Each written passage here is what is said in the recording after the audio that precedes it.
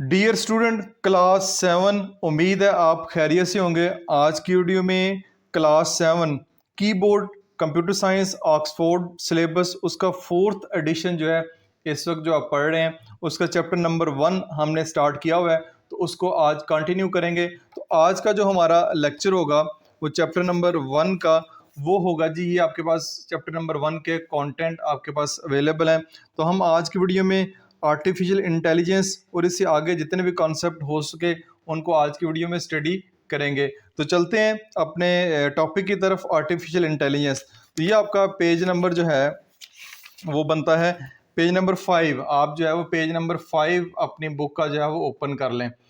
तो page number 5 में आपको सबसे नीचे जो है आखिरी टॉपिक नज़र आ रहा होगा, आर्टिफिशियल इंटेलिजेंस एआई। इस वीडियो में ना सिर्फ इस टॉपिक को अच्छी तरीके से स्टडी करेंगे बल्कि मैं छोटे छोटे क्वेश्चन भी आपके लिए बनाए हुए हैं जो आपकी प्रैक्टिस के लिए, बल्कि एग्जाम के अंदर भी जो आपके क्वेश्चन आते हैं वो इसी तरह छोटे छोटे क्वेश्चन जो हैं वो आपसे पूछे जाते हैं, उनके आंसर आपने लिखने होते हैं। तो सबसे जो आज की वीडियो में पहला टॉपिक है वो है आर्टिफिशियल इंटेलिजेंस, इसको एआई भी कहते हैं। तो पेपर में आपसे पूछा जा सकता है एमसीक्यूज की शक्ल में, या एक क्वेश्चन 1 नंबर का आ सकता है जिसमें पूछा जा सकता है write down the stand for art AI. तो आपने लिखना है आर्टिफिशियल इंटेलिजेंस। तो आर्टिफिशियल इंटेलिजेंस क्या होती है? Artificial intelligence AI is a branch of computer science that aims to create an intelligent system। यानी कंप्यूटर साइंस की एक ब्रांच है आर्टिफिशियल इंटेलिजेंस। इसका मकसद ये है, इसका एम ये है to create an intelligent system, ऐसे मशीन ऐसे कंप्यूटर बनाए जाएं बहुत ज़्यादा जो ज़हीन हो। The ability of a machine to think and learn without any explicit programming is known as artificial intelligence। यहाँ पे एक वर्ड इस्तेमाल हुआ है एक्सप्लिसिट प्रोग्रामिंग। एक्सप्लिसिट प्रोग्रामिंग से मुराद है उसमें ऑलरेडी कुछ स्टेटेड प्रोग्रामिंग ना हो, यानी इससे मुराद है कि ऑलरेडी एक प्री प्रोग्राम वो सिस्टम ना हो, बल्कि वो सिचुएशन को देख के उसके मुताबिक अपने आप को एडजस्ट करे और रिएक्ट करे। तो एबिलिटी ऑफ ए मशीन, किसी भी मशीन या किसी भी कंप्यूटर की एबिलिटी जिसमें वो खुद से थिंक करे, खुद से सोचे, खुद से वो लर्न करे सिचुएशन के मुताबिक, उसको हम आर्टिफिशियल इंटेलिजेंस कहते हैं। Learn with experience and can perform human like task. यानी कि जो मशीन्स होती हैं, जब भी मशीन की बात की जाएगी तो इससे मुराद है computer. Learn with experience, experience के साथ साथ वो सीखती हैं और फिर इंसानों की तरह के वो काम परफॉर्म करती हैं। It is an intelligent entity created by human. ये एक इंटेलिजेंट एंटिटी है, इंटेलिजेंट मशीन है जो कि इंसानों ने क्रिएट की है अपनी सहूलत के लिए, कि जो काम इंसान मुश्किल से मुश्किल नहीं कर सकता वो आर्टिफिशियल इंटेलिजेंस के ज़रिए कंप्यूटर से करवाए जाएं। तो यहाँ तक हमारे पास जो क्वेश्चन बनता है वो पहला क्वेश्चन बनता है right A short note on AI. AI भी आ सकता है, या right A short note on artificial intelligence. तो इसका जवाब होगा स्टार्ट से लेके artificial intelligence AI is a branch of computer science that aims to create an intelligent system. The ability of a machine to think and learn without any explicit programming is known as artificial intelligence। तो यहाँ तक जो है वो आपका answer बनेगा। जो भी आर्टिफिशियल इंटेलिजेंस की डेफिनेशन के बारे में आएगा, आप क्या जानते हैं आर्टिफिशियल इंटेलिजेंस के बारे में, जो भी होगा वो यहाँ से लेके यहाँ तक आप लिख सकते हैं। नेक्स्ट चलते हैं। नेक्स्ट है जी हमारे पास there are several advantages of using AI. यानी आप आर्टिफिशियल इंटेलिजेंस को इस्तेमाल करने के काफ़ी सारे फ़ायदे हैं। One of them being it reduce human error. उनमें से एक जो फ़ायदा जिसका हमने जिक्र किया वो है इंसानी गलतियों को कम किया है, कि इंसान कोई भी काम करते हुए गलती कर सकता है, लेकिन कंप्यूटर जो है आर्टिफिशियल इंटेलिजेंस के साथ उसकी जो गलतियाँ ना होने के बराबर रह जाएंगी। As a result they are much more reliable and efficient in the way they work. इसलिए जो कंप्यूटर हैं जो हैं वो बहुत ज़्यादा रिलायबल है। रिलायबल से मुराद है उनका जो रिज़ल्ट है उसको बेहतर माना जाता है, and efficient in the work. और एफिशिएंट से मुराद है कि कम खर्चे में, कम टाइम में ज़्यादा बेहतर जो है वो रिज़ल्ट देते हैं। तो यहाँ पे लिखा हुआ है write down 2 advantages of using AI. यानी कि यहाँ पे एक बेनिफिट की बात की है, मैंने क्वेश्चन में 2 कर दिए हैं। दूसरा जो बेनिफिट है आपने इंटरनेट से सर्च करना है।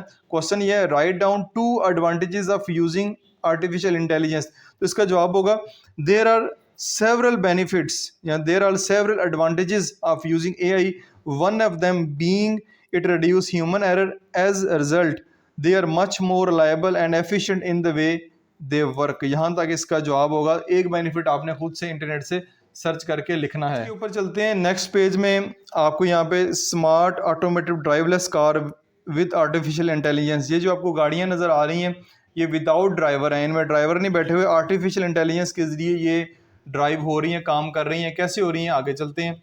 अब जो नेक्स्ट हमारा टॉपिक है तो आर्टिफिशियल इंटेलिजेंस से रिलेटेड। तो सेल्फ ड्राइविंग कार से मुराद है ऐसी कार जो जिनको पायलट की ज़रूरत नहीं है, ड्राइवर की ज़रूरत नहीं है, वो खुद से जो है वो ड्राइव होती हैं। To understand artificial intelligence system in simple terms, अगर हम आसान अल्फाज में बच्चों को समझाएं कि आर्टिफिशियल इंटेलिजेंस क्या होती है, तो let us take look at example. ये एग्जांपल दी गई है आपको डायग्राम भी ऊपर नज़र आ रही है। How does a self driving car work, यानी सेल्फ ड्राइविंग कार वर्क से मुराद है जो गाड़ियां ड्राइवर के बगैर मूव करती हैं वो कैसे काम करती हैं।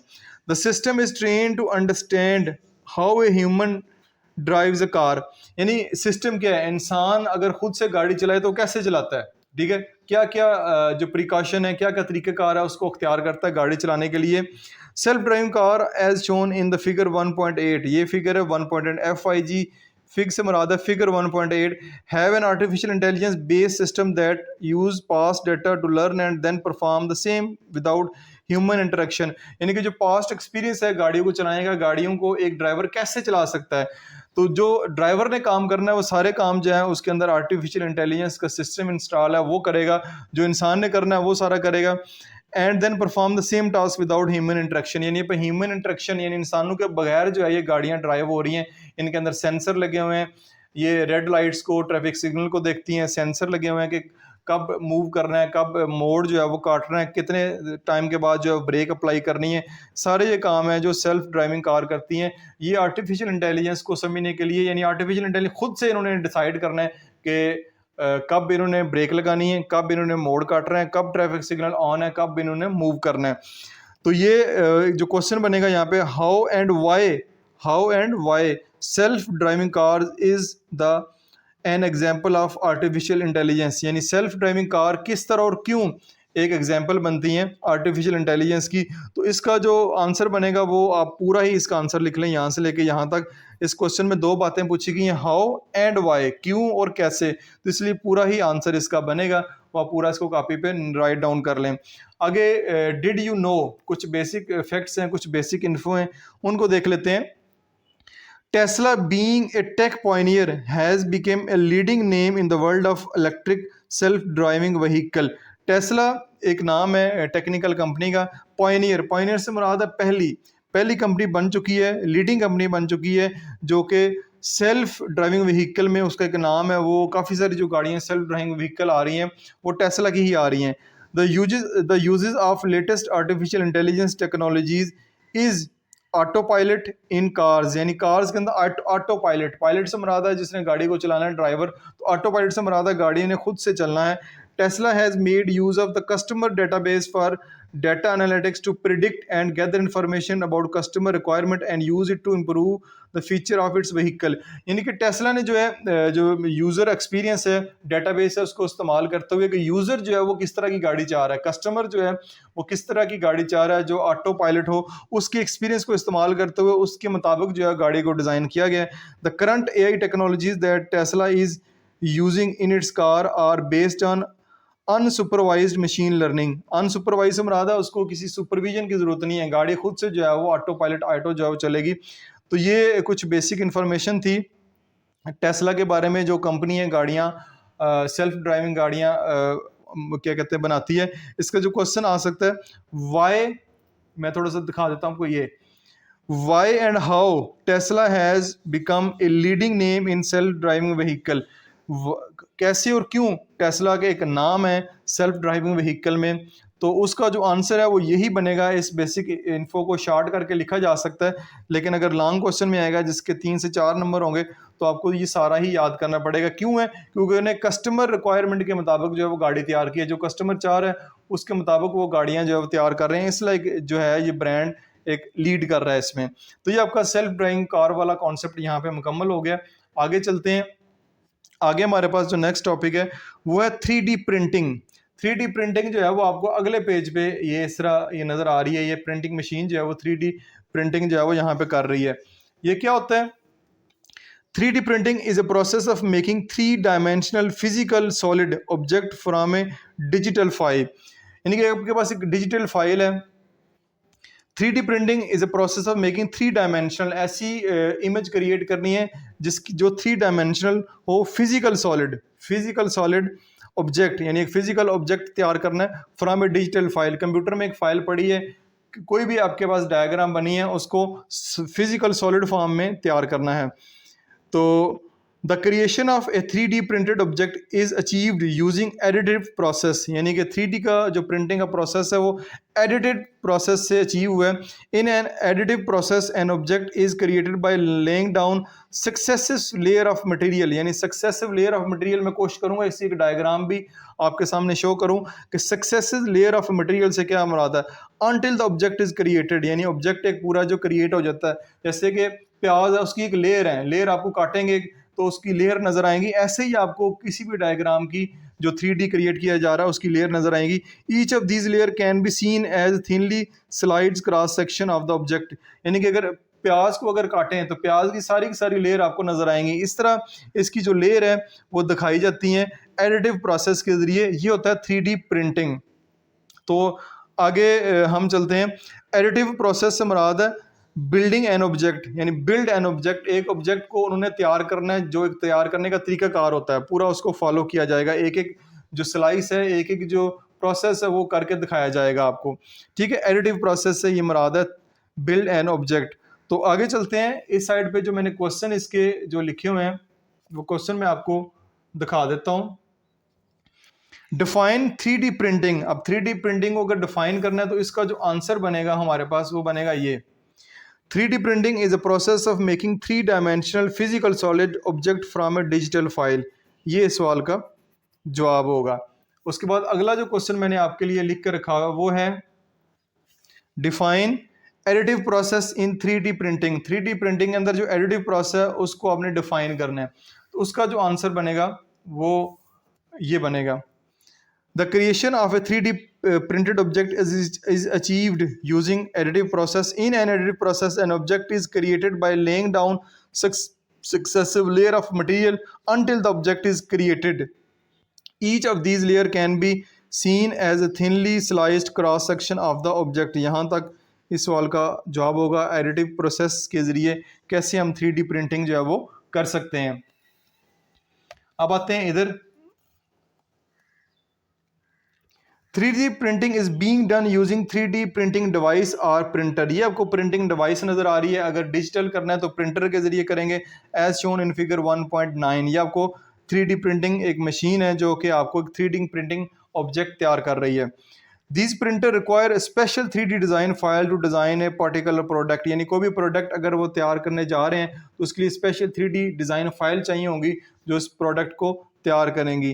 तो यहाँ पे आपका जो 3D प्रिंटिंग वाला कॉन्सेप्ट है वो बल्कि आगे कुछ है उसको देख लेते हैं। डिड यू नो जो बेसिक कॉन्सेप्ट है, जो बेसिक इन्फो है उसको भी देख लेते हैं। Charles hall is an inventor of stereo lithography, the first commercial rapid prototyping technology commonly known as 3D printing. The earliest application were in research and development labs and tools rooms, but today 3D printing application are seemingly endless.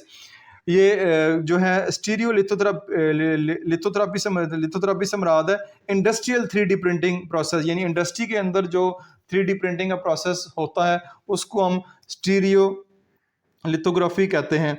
तो Charles hall is the inventor of, यानी Charles hall जो है इसके inventor है, ये MCQs में पूछा जा सकता है। The first commercial rapid prototyping technology commonly known as, इसको 3D प्रिंटिंग भी कहते हैं। The earliest application were in research and development, शुरू में तो इसका जो काम था 3D प्रिंटिंग का वो रिसर्च और डेवलपमेंट में होता था लैब के अंदर और टूल रूम के अंदर, but today 3D printing application are seem endless. लेकिन आज का जो 3D प्रिंटिंग का कॉन्सेप्ट है वो एंडलेस है कि हर शोबे में इसका जो एप्लीकेशन है वो आ चुकी है। इसका जो क्वेश्चन बनेगा वो ये बनेगा, write down the contribution of Charles hall in 3D printing, यानी 3D प्रिंटिंग के शोबे के अंदर चार्ल्स हॉल जो है उसकी कंट्रीब्यूशन आपने लिखनी है, तो वो आपका ये वाला जो है वो आंसर बनेगा। उम्मीद है आज की वीडियो में जितने कॉन्सेप्ट हमने डिस्कस किए हैं खासतौर पे आर्टिफिशियल इंटेलिजेंस का वो आपको अच्छे तरीके से समझ आया होगा। अपना फीडबैक जो कमेंट सेक्शन में ज़रूर दीजिएगा। इसके अलावा कोई और क्वेश्चन हो तो साथ साथ आप पूछ सकते हैं, जितने भी क्वेश्चन मैंने मेंशन किए हैं इसके अलावा और भी क्वेश्चन जो है वो बन सकते हैं, वो भी आप छोटे छोटे क्वेश्चन राइट डाउन कर लीजिएगा। और जो भी टॉपिक आपके साथ शेयर किया जाए उसके खुद से भी आपने 3 से 4 MCQs डेली बेस पे कंस्ट्रक्ट करने हैं। अपना बहुत सारा ख्याल रखिएगा। दिस इज मासूम बशर।